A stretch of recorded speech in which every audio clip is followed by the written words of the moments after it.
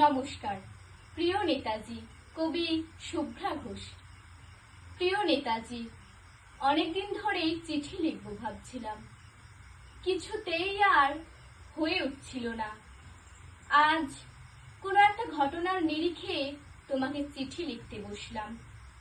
ছেলেবেলায় আমাদের দোতলা ড্রয়িং রুমে তোমার ছবি, জন্মদিনে পেতাম বই, শেখা নেও তুমি, বাবার গল্পে তোমারই বীরত্ব। দেখতে দেখতে, শুনতে শুনতে ক্রমে আমিও তোমার ভক্ত। বাবা বলতেন ইন্ডিয়ার আর একজন নেতাজির দরকার ছিল। মা গাইতেন বীর সুভাষের মহান দেশ। দাদু বলতেন ছেলেটাকে ওরা শেষ করে দিল। ঠাম্মার চোখে তখন আঁচলের খুঁট। এসবের মধ্যে বড় হওয়া আমিও কেমন একটা ঘোরের মধ্যে থাকতাম। ভাবতাম পারতে, তুমি সব পারতে, যদি আর একবার আমাদের মধ্যে তোমাকে পেতাম।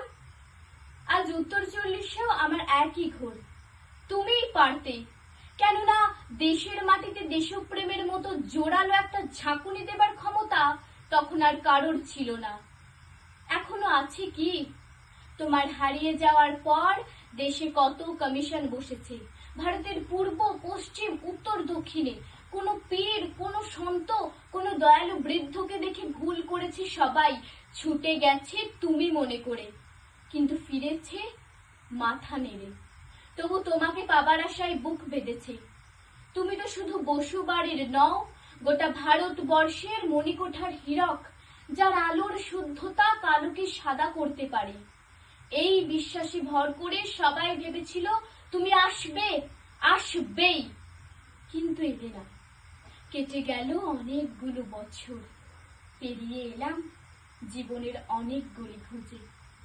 তুমি এখন বিমানবন্দরে, সভা সমিতিতে, রিসার্চ ব্যুরোতে, এমনকি ছেলের নামকরণেও। শুধু হৃদয় যেন দোলা দেয় না। জানো, তোমার জন্মদিনটা এখন সবাই ছুটির দিন বলে আয়েশ করে উপভোগ করে। আর ছেলেরা, তারা তো দেশ থেকে বিদেশেরই খবর বেশি রাখে। আর মেয়েরা, তারাও স্বাধীনতার ভেলায় চড়ে হতচকিত। শুধু মাটিটা কাঁদে, সেই কান্না যেন ভূমিকম্প, খরা, এলেনিনো বন্যা হয়ে চারিদিকে ভাসিয়ে দেয়। এখনো অভিমান করে শুয়ে থাকবে রেলকুজিতে? আজ যখন ঘাড়ের উপর একটা 47-এর নিঃশ্বাস, রক্তের হরি খেলা, ধর্মের জিগিরে, তখন শোনাও সেই আওয়াজ, আমি সুভাষ বলছি। মেয়েটা দৌড়ে এসে বলবে, মা দেখো উনি আসছেন।